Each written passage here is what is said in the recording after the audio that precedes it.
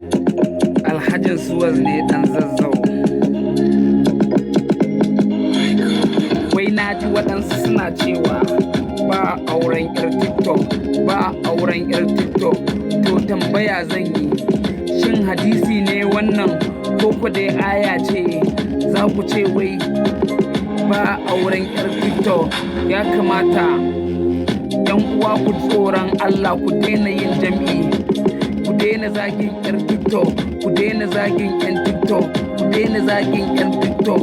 Ku tuna fa akwai na kirki, ku tuna fa akwai na tarbiyya, akwai masu ilimi, akwai masu wa'azi. Kuna ta yin jam'i, haba 'yan uwana, haba 'yan uwana. Kuna ta yin jam'i, kuna ta zagin 'yar TikTok, kuna ta cewa ba auren 'yar TikTok. To meye?